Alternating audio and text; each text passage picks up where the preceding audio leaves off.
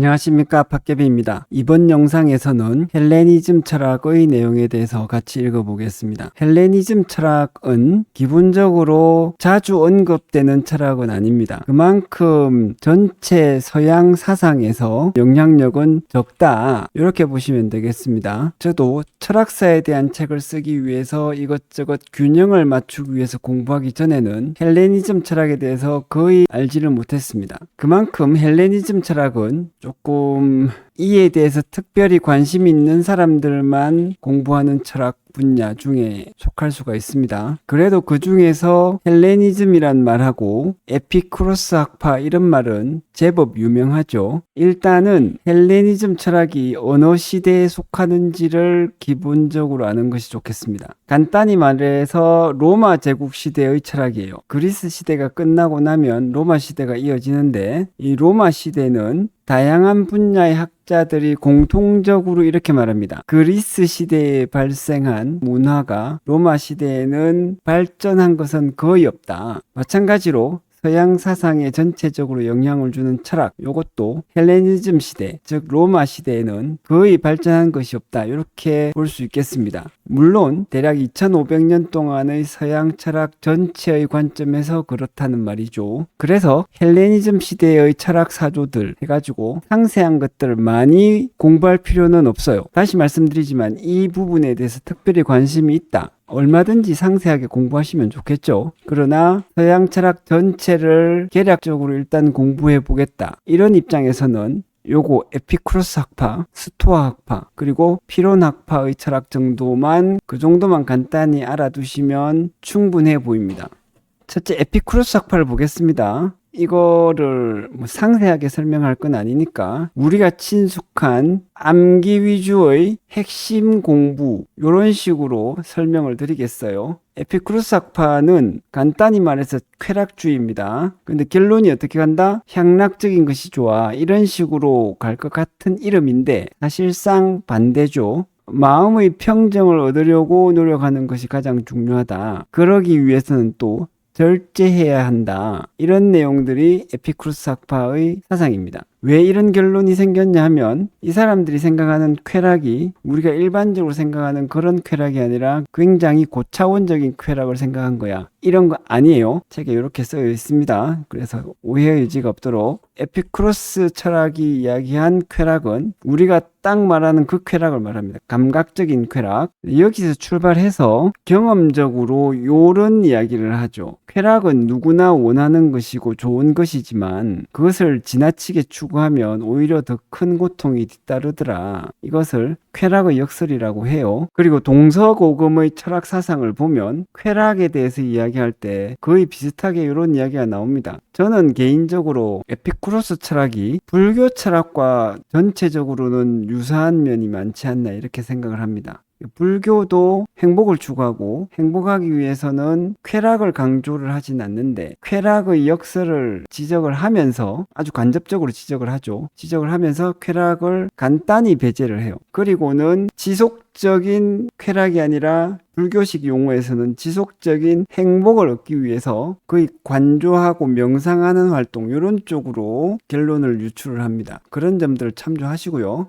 둘째는 스토아 학파가 되겠습니다. 이 스토아 학파라는 이름도 철학을 공부하다 보면 자주 들어요. 그런데 이 학파의 학설 자체가 다른 유명한 철학자들의 사상만큼 이후에 큰 영향을 주진 않았기 때문에 그 내용이 그렇게 많이 알려져 있지는 않습니다. 스토아 학파의 철학을 간단히 이야기하자면 플라톤 철학과 혼합된 유물론 되겠어요. 유물론이라는 말이 어렵게 느껴질 수 있는데, 오직 물질만 존재한다, 오직 물질, 물해서 유물론 되겠습니다.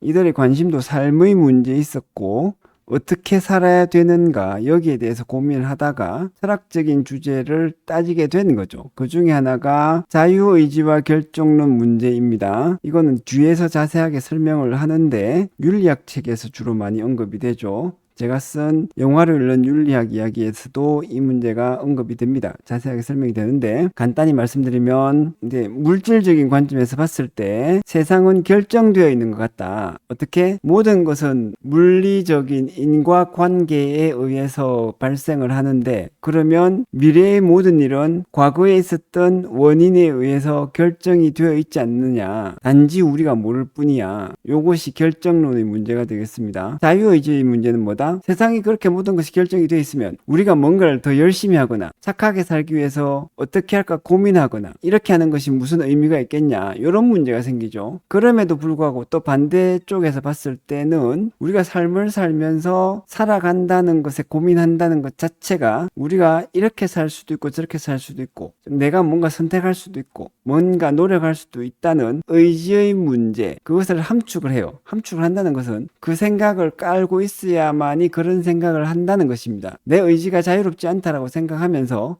내가 어떻게 살아야 될까 고민한다는 것은 앞뒤가 안 맞는 생각이란 이야기죠. 그래서 이 양자가 어떻게 충돌하는데 이 어떻게 해소할 수 있을까? 이걸 버릴 수도 없고 저걸 버릴 수도 없는 것 같다.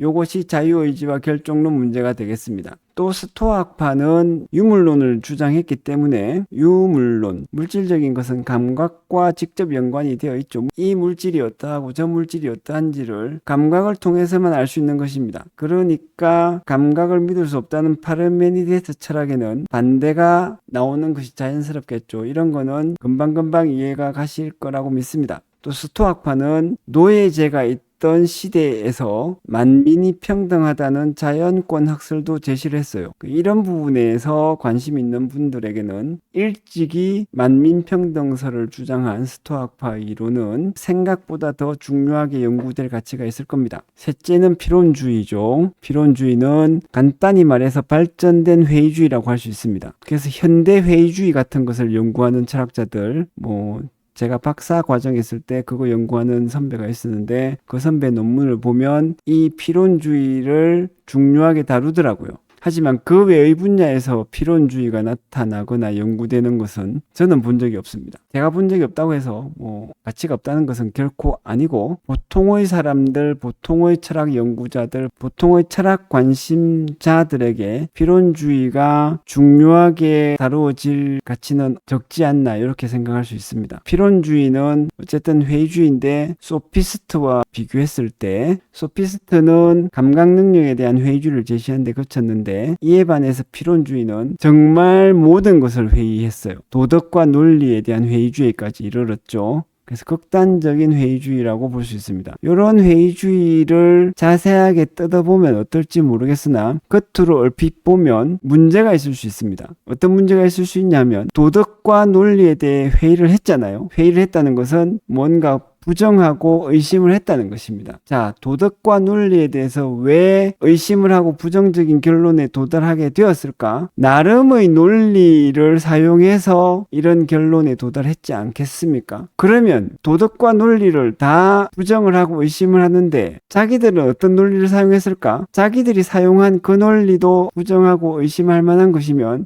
그럼 모든 것이 혼란스럽게 되겠죠. 의미가 없게 될 수도 있습니다. 앞뒤가 안 맞게 될 수도 있어요. 여러분들이 필연주의에 대해서 혹시나 관심을 가지고 읽어본다고 하면 이런 생각을 먼저 하시고 필연주의는 이런 문제를 어떻게 피하면서 제대로 회의주의를 진행을 했을까 이런 것을 살펴보셔야 됩니다. 그래서 헬레니즘 철학을 요약을 하자면 이렇게 굉장히 간단하게 요약이 될 수 있습니다. 다시 말씀드리지만 이후 특히 현대를 기준으로 해서 이후의 철학에 서양 동양 어디에나 크게 직접적인 영향을 많이 못 미쳤다 보니까 간단히 요점만 기억하셔도 괜찮지 않을까 싶어요. 철학 처음 공부하시는 초보자들 기준으로 그렇습니다. 너무 짧은 내용으로 끝났기 때문에 제가 이 책에서는 철학에 대한 잡다한 이야기를 영화를 소재로 해서 조금 더 했습니다. 그래서 어떤 영화가 철학적인가 아닌가 이런 것들을 시시콜콜하게 몇 가지 재미로 얘기해 봤어요. 어떤 사람들은 영화로 철학을 한다고 하던데 저는 거기에 대해서 좀 상당히 냉소적이고요.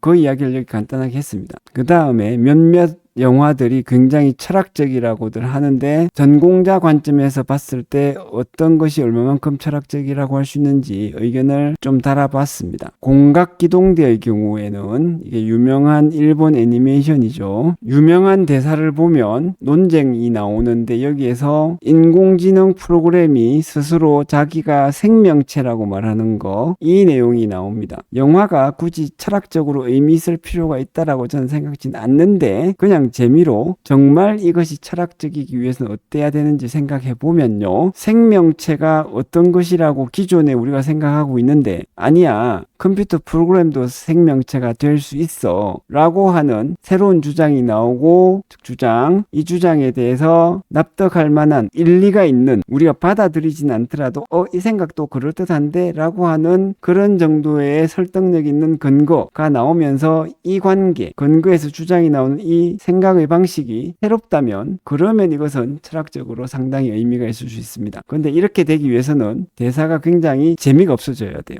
공각기동대 영화는 그렇지 않죠. 재미가 어느 정도 있고 그래서 재미없는 상세한 엄밀한 철학적 논쟁은 거의 없습니다. 인셉션은 또 어떤가? 인셉션 이 영화는 철학적이라기보다는 제가 볼 때는 심리학적인 것 같아요. 그래서 마음에 대해서 고찰을 하는데 인간의 마음에 대한 여러 가지 통찰이 있는데 이 통찰이 어떠냐 하면 심리학적 통찰인 것 같아요. 철학적 통찰이라면 실제로 우리 마음이 어떻게 움직이는가 여기에 관심을 기울이는 것이 아니라 우리가 마음을 어떻게 생각해야 되는지, 우리 마음은 실제로 어떤 식으로 생각을 해야만 마땅한지 이런 것들을 따지게 됩니다. 인셉션은 심리학적이라고 제가 생각하는 만큼 실제로 마음의 여러 가지 실질적인 현상들, 특징들을 영화에 잘 녹여내고 있죠. 예를 들면 꿈을 꿀 때는 꿈속에서의 내 행동이 어디서부터 시작이 되었는지 기억하지 못한다. 이런 내용 저는 굉장히 인상 깊게 봤습니다. 그 다음에 영화 시작을 할 때 주인공이 말하는 요 내용도 좀 철학적으로 보였어요. 근데 여기에는 중의성이 있습니다. 철학적인 측면도 있고 심리학적인 측면도 있고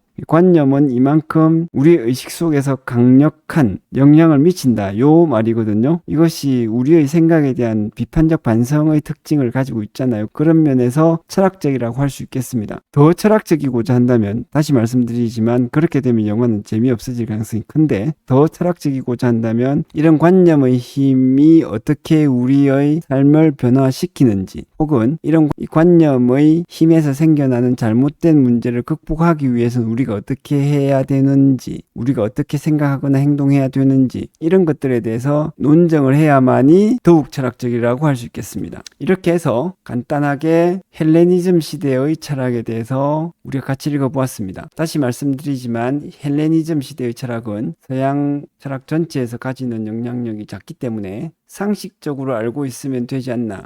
제 판단은 그렇습니다. 참조하시고요. 또 다음 영상에서 뒷부분을 상세하게 읽어보겠습니다. 감사합니다.